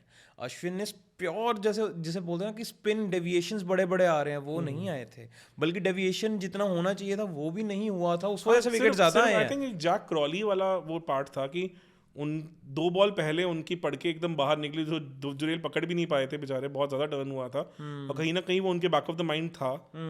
तो वो एक डिसीजन मैं कहूंगा जहाँ ऐसा था, बट अदरवाइज हाँ आप स्टोक्स की विकेट देखो, हाँ वो तो कहीं ना कहीं स्ट्रेट, वो तो यार स्टोक्स तो मुझे लगता है यार कि वो मेंटली ही डन हो चुके थे, मतलब वो इतना पीछे लग चुके हैं। मतलब आई थिंक उनका one of the worst series as a batter रहा कि कोई इम्पैक्ट ही नहीं कर पाए। वो इतने बड़े प्लेयर, इतना नाम, मुझे लगता है वो mentally he was gone against the Indian bowling attack. Bumrah की बॉल उनको दिख नहीं रही थी लिटरली हाथ खड़े कर दिए थे भाई। सही, और कुलदीप यादव की बॉल वो पिक नहीं कर पा रहे हैं, अश्विन उनको हमेशा से ही तंग करते आए हैं। तो I think this attack was way too much for him. तो वो दिखा कि कहीं ना कहीं कैप्टनसी की का प्रेशर और डिसअपॉइंटमेंट और quality of the Indian attack, दोनों ने, तीनों चीज़ों ने ही उनको कहीं ना कहीं थोड़ा दबा दिया था सीरीज, और वो दिखा, बहुत क्लियरली दिखा। मेरे को बस ऐसे लगा 5th टेस्ट मैच में अगर थोड़ी सी फाइट दिखा देते मज़ा आता। 5 दिन तो चलता कम से कम। चलो ठीक है, अच्छा है, वादियाँ घुमाएंगे, अच्छे गोल्फ कोर्सेज में गोल्फ खेलाएंगे, आईपीएल की डिस्कशन जल्दी शुरू हो जाएगी। तो मैं तो वन साइडेड मैचेस का बहुत बड़ा फैन हूँ, because it shows your dominance as a team. तो ऑस्ट्रेलिया ने इतना पेला है बचपन में हमारे, इतने वन साइडेड मैचेस जीते हैं कि वो मैच शुरू होने से पहले खत्म कर देते थे। मेरे को ना वो मेरे तो भी नए नए दिन थे क्रिकेट देखने के।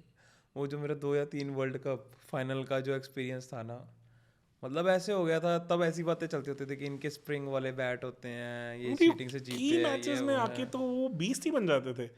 ऐसे लगता था कि वो 50% वो नहीं होता था। कौन से वो माइथोलॉजिकल हमारे जो ग्रंथों में हैं, बाली, जो बाली सुग्रीव सुना होगा, उन वाली के बारे में कहा जाता है कि उनके सामने आते ही कहीं ना कहीं 50% तो वैसे ही पावर ख़त्म हो जाती थी ओपोनेंट की। तो तुम जीत ही नहीं सकते हो ना, बिल्कुल ख़त्म ही हो गया तुम्हारी कहानी। तो वो सेम चीज़ मुझे लगता है काफ़ी हद तक वो तो मेरे ऑस्ट्रेलिया को के याद साथ है, भी था। वो जो फाइनल मैच था ना, उसमें ऐसे हो रहा था कि देख रहे हैं ये भी आउट हो रहे हैं, ये भी आउट हो रहे हैं, ये भी आउट हो रहे हैं। बात हो रही है, वो सिर्फ सहवाग नहीं आउट हुआ था, तब तक घर वालों ने टीवी ऑन रखा हुआ था। और जैसे ही सहवाग भी आउट हो जाता ना, कह रहे भाई यही था बंदा जो तेजी से मार सकता था, तो कोई है ही नहीं। उस एरा की बात हो ही रही है, तो आज का जो टाइम है, इसी टाइम के अराउंड आज से एग्जैक्टली 23 इयर्स बैक एक सीरीज हुई थी, और उसमें एक मैच हुआ था 11th मार्च से 15 मार्च के बीच में, which I think changed the red ball cricket, और for that matter Indian cricket। याद है? तो मैं 6 साल का था। मैच के बारे में तो सुना होगा। कौन से, किसके बारे में करने जा रहे हो? जिसमें 2 प्लेयर्स ने पूरे दिन बैटिंग करके ऑस्ट्रेलिया की धज्जियां उड़ा दी थी। आई थिंक वो 15 और मैचेस ऑन द ट्रॉट जीत के आए थे, और कुछ लेजेंडरी हुआ था। ईडन गार्डन्स का match 2001। Okay, Laxman Dravid. Yes, यही टाइम पे हुआ है। आई थिंक 11th मार्च और 15 मार्च था वो टाइम। 23 साल हो गए पूरे उस मैच को हुए। तो बहुत बड़ा सिग्निफिकेंट मैच रहा है यार, वैसा तो कुछ देखा ही नहीं कभी। मतलब वैसा तो हुआ ही नहीं। वैसे भी हुए हैं मेरे को लगता है इस जैसे सीरीज में ऑलीपॉप का जो वो मिरेकल था वो ऑलमोस्ट Almost इन वैसे दैट था। कैटेगरी था, ऑलमोस्ट, क्योंकि 190 रन से पीछे लग के वापस आना भी वैसा सा ही कुछ था। तो और उन्होंने सेलिब्रेट भी वैसे ही करा। हाँ, सेलिब्रेट भी उन्होंने वैसे ही किया और नो डाउट करना बनता भी है। तो उस चीज़ को मैं कभी नहीं भूल पाऊंगा जिंदगी भर, बिकॉज वो एरा डिफरेंट था यार। रीज़न ये था 2000 में जो मैच फिक्सिंग आई उसके बाद इंडिया हारता तो लगता था पैसे खाए हुए हैं, जीतता तो लगता था मैच फिक्स्ड है, तो किसी पे बिलीव ही नहीं होता था। और इस सीरीज से पहले बहुत सारी प्रॉब्लम्स थी। Sourav Ganguly was almost on the notice कि ये सीरीज गई तो आपकी कैप्टनसी भी गई। Anil Kumble was injured, didn't play the series. मतलब this is a big loss because I think Javagal Srinath भी नहीं खेले थे सीरीज, वो भी इंजर्ड थे। और बाद में तो शायद जहीर खान भी इंजर्ड हो गए थे। तो मतलब इंडिया ऑलमोस्ट कोई भी की बॉलर बचा ही नहीं था। तो एक आउटलायर जो ऑलमोस्ट इंडियन क्रिकेट से बाहर कर दिए गए थे, हरभजन सिंह, उनको वापस लेके आए थे अपनी गारंटी पे। तो उन्होंने सीरीज बदल के रख दी थी, 32 विकेट ली थी उस सीरीज में एकदम से। उसके बाद तो everybody knows what legend he became. But I think it was also coming of age for Indian middle order. Laxman was on the fringes for quite a long time. 3-4 साल से वो, इनफैक्ट 5 साल से वो धक्के खा रहे थे। मौका नहीं मिल रहा था। मौका मिल भी रहा था तो नहीं बन पा रही थी वो बात। उससे पहले सिडनी में बड़ा अच्छा 100 किया था उन्होंने मैकग्राथ एंड ऑल के अगेंस्ट, तो वहाँ से झलक तो दिख गई थी, कुछ एक्सेप्शनल प्लेयर हैं वो। पाकिस्तान के अगेंस्ट भी अच्छा किया था 2 इनिंग्स में। दिल्ली टेस्ट मैच में अच्छा किया था, इसमें कुंबले ने 14 विकेट्स ली। तो ग्लिम्सेस तो थे that he is going to be the next star, but that 281 and 180 by Dravid खत्म हो गया। अरे वो सीरीज की स्लेजिंग मुझे याद है। द्रविड़ फर्स्ट इनिंग में 1 डाउन आए थे और सेकंड इनिंग्स में वो आई थिंक 6 नंबर बैटिंग करने आए थे। तो ऑस्ट्रेलिया ने कहा था आते ही कि यार पहले में 3 पे 6 पे अगले टेस्ट मैच में तो बाहर ही बैठे होगे।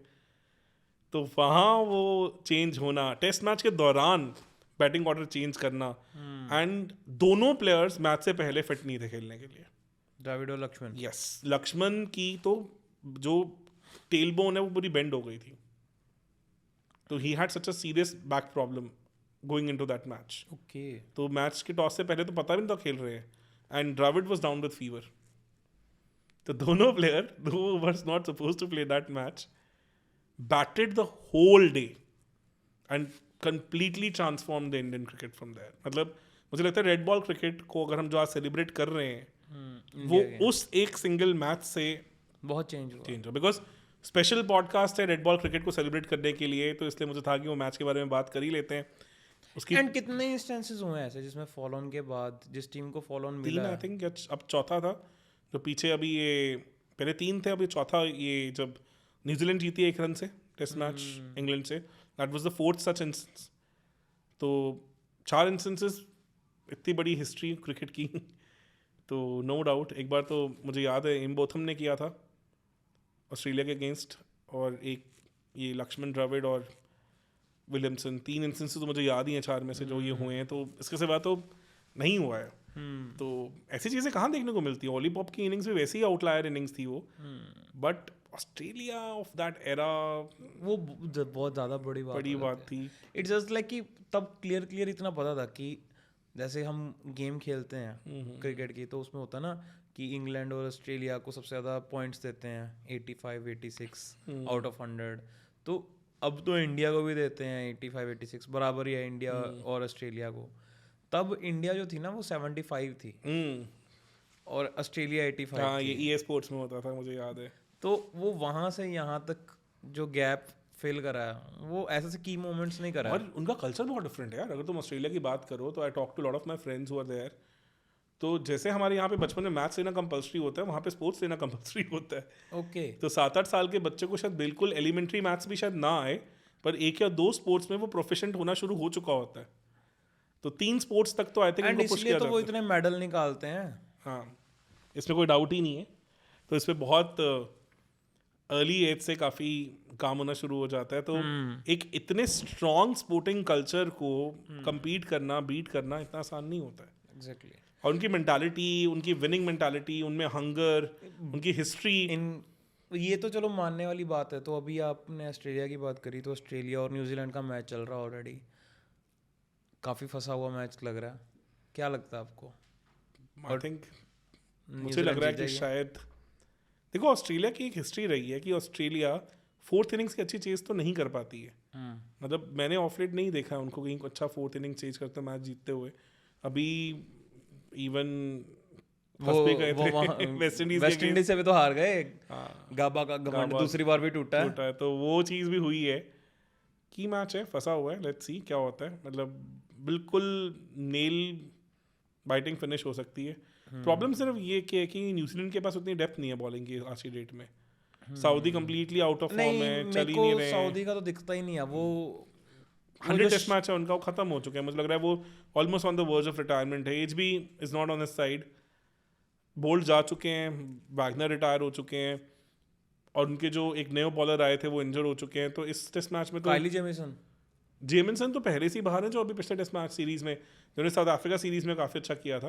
मुझे नाम याद नहीं आता. आई थिंक ठीक है, जो ओकील ऐसे कुछ था, जो बैंड बांध के जो बॉलिंग करा रहे हैं वही. तो वो भी बाहर हो चुके हैं. तो आई थिंक सीयर्स आए वापस, और जो कूलेगन है आई थिंक उनके बॉलर.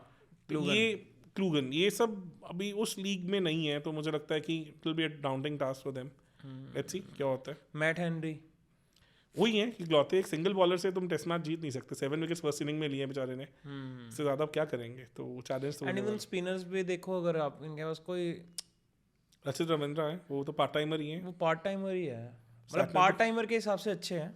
हाँ, सैंटनर तो नहीं खेल रहे हैं, तो डेप्थ तो है नहीं है.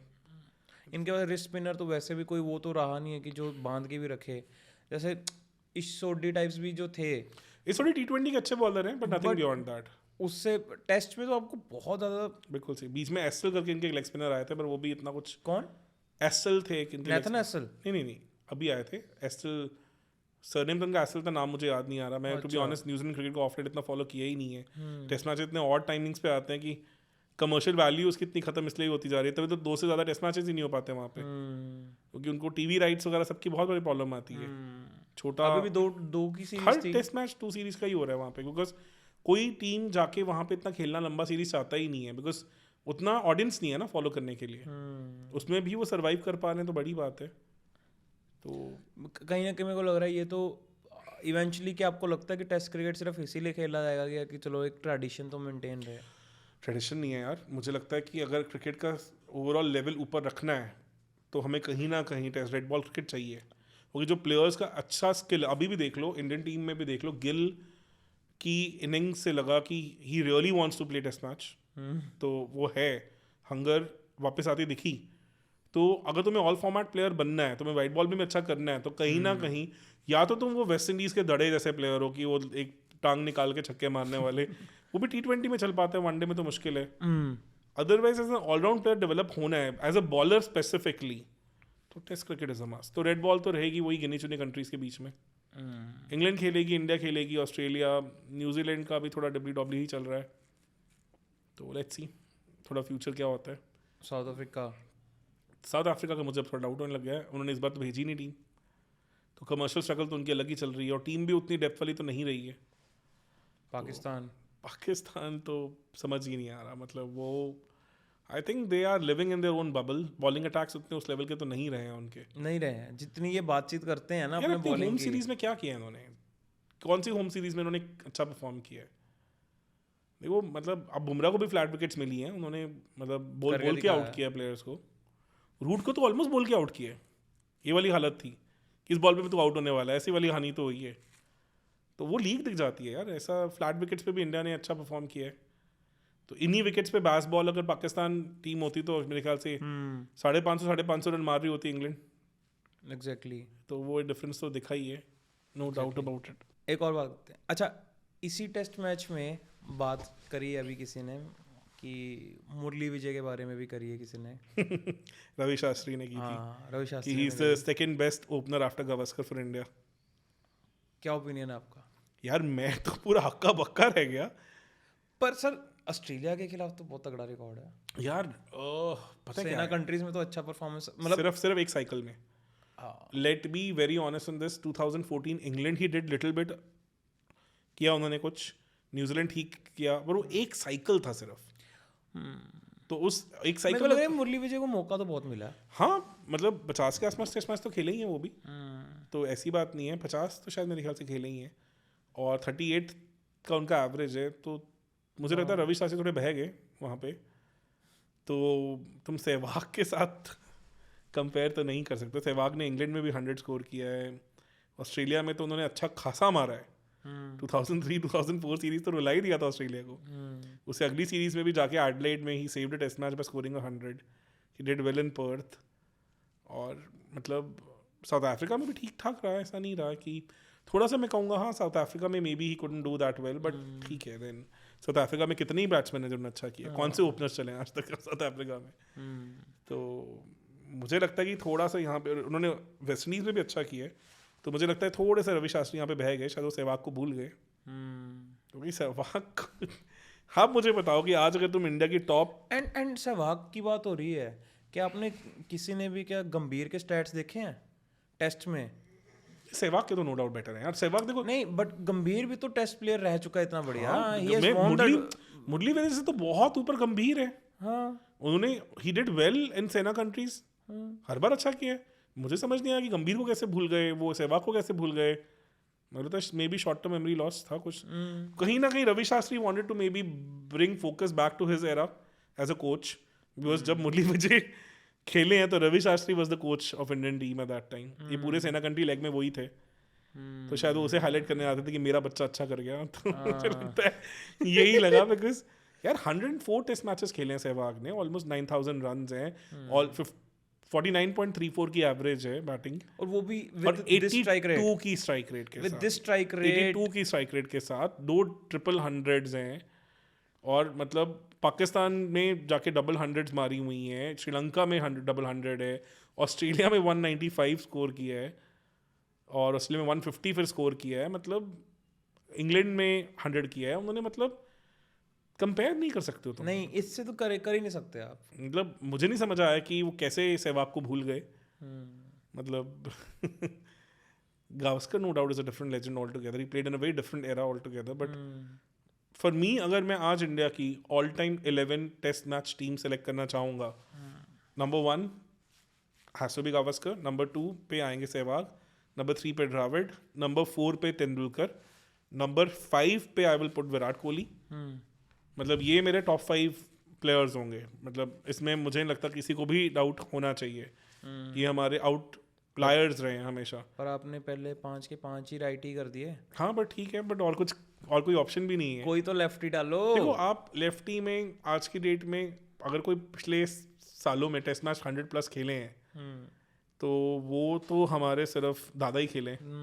तो मैं दादा को, और दादा ओपनर तो नहीं है टेस्ट मैच, और ये 5 में तो मैं अभी नहीं, विराट कोहली से ऊपर तो दादा को नहीं रख पाऊंगा मैं। नहीं, ठीक है ना, तो ये 5 हो जाते हैं। फिर 6 पे चॉइस रहेगी कि अगर तुम ऑलराउंडर खिलाना चाहते हो, या अगर विकेट कीपर आएंगे तो विकेट कीपर तो पंत, MS धोनी और पंत दोनों।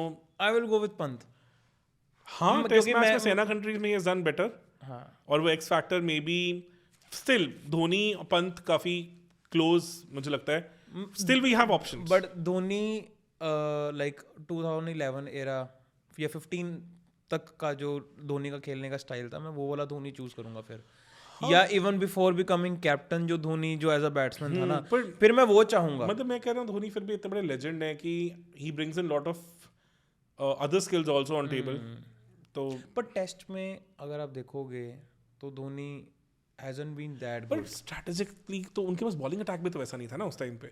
तो मैं वही कहूंगा कि धोनी पंत दोनों में से अगर आपको कैप्टन बनाना है तो आप धोनी लोगे, पर अगर आप पहले 5 में से किसी को टेस्ट में hands down my captain will be Virat Kohli. तो विराट कोहली अगर आ गए फिर I will go for Pant. उससे अच्छा Indian test captain then I will go for Pant. चलो मैं कहता हूँ पंत धोनी फिर भी है। 6 पे we can keep a tie, दोनों जा सकते हैं। ठीक है। 7 पे नो डाउट कपिल देव। मतलब और एक ऑलराउंडर आप लेके आओगी और उससे अच्छा मतलब नहीं और कुछ नहीं हो सकता। और फिर मुझे लगता है अगर 2 स्पिनर्स मुझे चूज करने हैं तो any day I would go with Ashwin and Kumble, because Indian cricket के 2 लेजेंड्स। कुंबले / कुलदीप, या Kuldeep is yet to prove. क्या बात कर रहे हो, you can't even compare. Anil Kumble is like नहीं, biggest test match winner for India. अभी विकेट टेकर नहीं, नो नॉट इवन क्लोज। ठीक है। कुंबले क्या बात कर रहे हो यार, कुंबले तो मतलब कौन से एरा में किन किन को उन्होंने क्या किया है, नो कंपैरिजंस। मतलब मुझे लगता है कहीं ना कहीं शायद क्लोज सेकंड फॉर कैप्टन भी हो सकते थे वो कोहली के साथ। Again no doubt he couldn't captain India for long, but legendary आदमी वो तो डिस्कशन भी नहीं होना चाहिए मुझे लगता है ठीक इसमें। तो 9 तक तो हम आ गए। 2 फास्ट बॉलर्स अगर मुझे चूज करने हैं एक तो बुमराह है ही है, मतलब बुमराह तो छोड़ दो, तो एक दूसरा चूज करना आपको। जाकिर और शामी दोनों में टाई, वहाँ पे भी मेरा बहुत क्लोज। नहीं, ईशांत शर्मा भी तो ले सकते हो आप। ईशांत शर्मा से तो definitely 311 wicket Ishant Sharma, 311 wicket हमारे जहीर खान, और Zaheer Khan has that left armer advantage also. तो वो तो, बट स्ट्राइक रेट और impact wise no doubt Shami का ज़्यादा बेटर रहा है। शामी का स्ट्राइक रेट 40 समथिंग में है, और नो डाउट उन्होंने काफ़ी कुछ प्रूव किया है। मैं वही कहूँगा शामी और Zakir Khan, depending on conditions may be you can choose. तो ये मेरे हिसाब से इंडिया का रहेगा। अगर विकेट में ज़्यादा स्पिनर्स के लिए हेल्प नहीं है, थोड़ी फ्लैट कंडीशंस हैं या थोड़ी कंट्रोलिंग चाहिए, तो मे बी अश्विन की जगह जडेजा भी आ सकते हैं। पर मैं ये बोलूँगा कि हाँ, ये भी बात सही है, ये इंडिया का ऑल टाइम 11 मेरे हिसाब और अगर से। थर्ड स्पिनर खिलाना हो, देखो अगर तुम हिस्ट्री की पूरी बात कर रहे हो, फिर नहीं, अगर वैसे इंडिया को अगर मैं तो कह रहा हूँ स्क्वाड ही बना दो ना। अगर पूरा थर्ड स्पिनर खिलाना है, फिर तो बिशन सिंह बेदी को कैसे भूल सकते हैं, चंद्रशेखर भी रहे हैं। देखो तो Ashwin with 500 plus wickets has gone ahead, पर आप बिशन सिंह बेदी भी हैं फिर तो एज अ स्पिनर। उन्होंने भी मतलब ही इज फोर्थ इनिंग के तो मास्टर हैं। फोर्थ इनिंग में तो उनका रिकॉर्ड कोई आसपास भी नहीं पहुंच सकता। तो फिर तो थर्ड स्पिनर अगर हैं तो बिशन सिंह बेदी भी हैं। बहुत हैं स्पिनर्स तो इंडिया के पास भर भर के हैं, बहुत लोग हैं। हरभजन भी पीछे नहीं है, हरभजन भी काफ़ी अच्छे रहे हैं, बैट्समैन भी ठीक ठाक रहे हैं। Ashwin for that matter has 500s। तो स्पिनर में तो काफ़ी हैं। मैं कह रहा हूँ अश्विन / जडेजा / बिशन सिंह बेदी भी आ सकते हैं वहाँ पे। तो टॉप 5 बैटर्स तो मेरे फिक्स्ड हैं, मतलब उसमें तो कोई और कंपटीशन ही नहीं है। मतलब लेजेंड्स हैं ये, मतलब द्रविड़, तेंदुलकर, गावस्कर को तो आप बात भी नहीं कर सकते हैं। Virat Kohli has also come in that league, no doubt about it. Sehwag, कहीं ना कहीं आपको ये नहीं लगता कि रोहित शर्मा को थोड़ा कम मौका मिला टेस्ट में? देखो स्पेशली अगर आप देखो, he had his chances, he could have capitalized on them.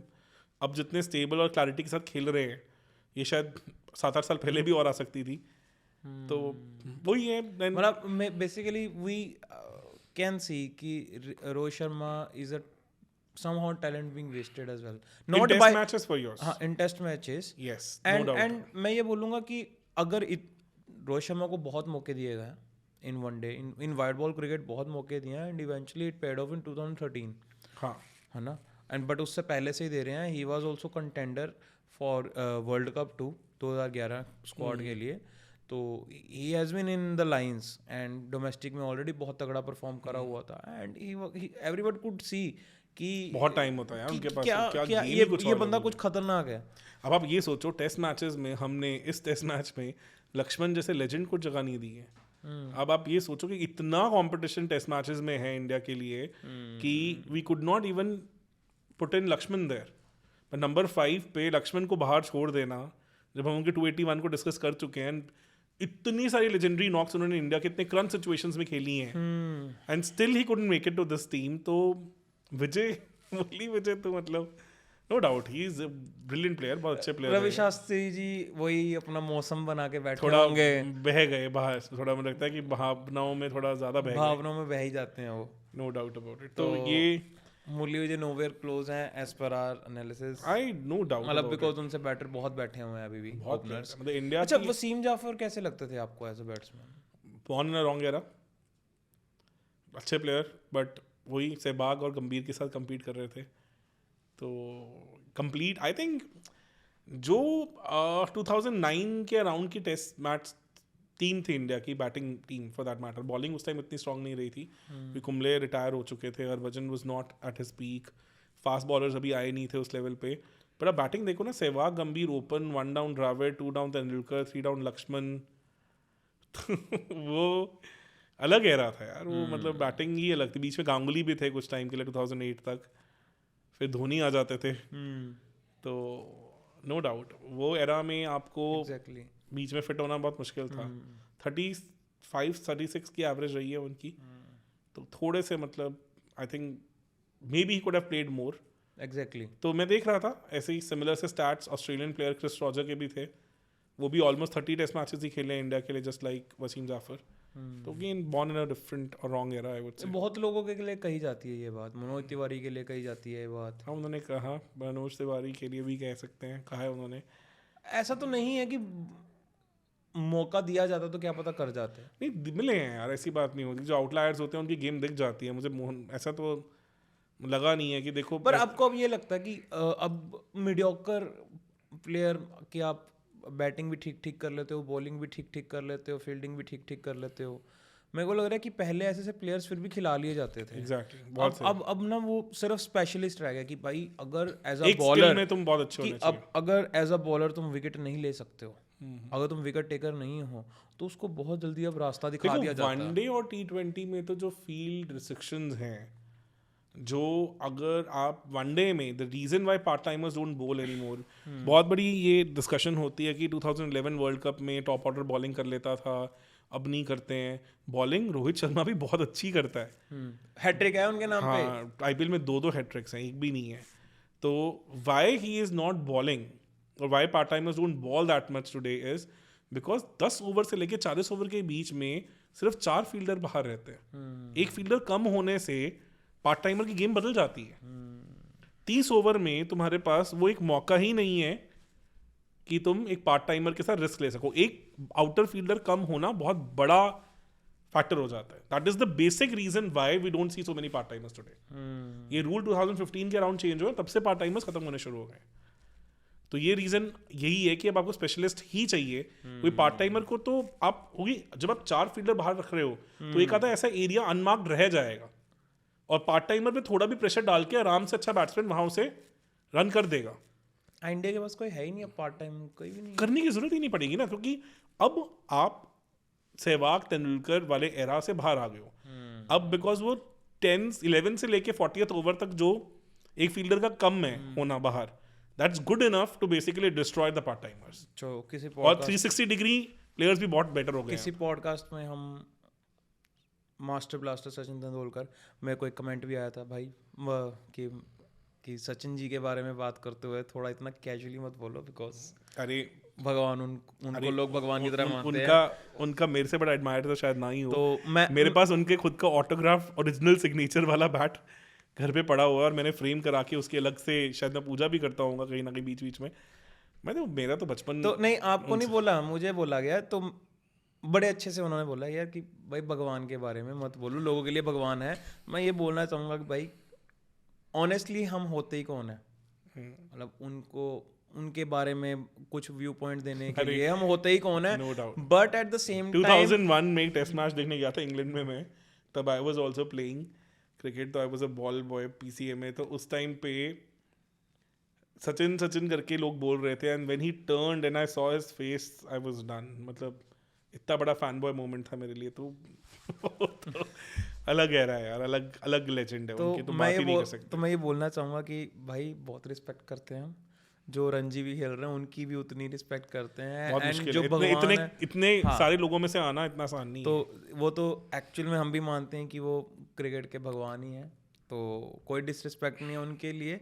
आगे से मैं भी कोशिश करूँगा, अब से मैं सचिन जी या मास्टर ब्लास्टर सचिन कुछ मेरे को बता देना कि कहाँ पे मैं लग रहा हूँ कि डिसरिस्पेक्ट कर रहा हूँ। बट हाँ, ऐसा कोई वो नहीं है, बहुत ज़्यादा इज्जत है उनके लिए। एंड जो मर्जी बोल लो, सचिन वॉज द प्लेयर जो क्रिकेट नहीं भी देखते थे मेरे टाइम पे, जब मैंने देखना शुरू करा था, उनको भी सचिन का नाम पता था।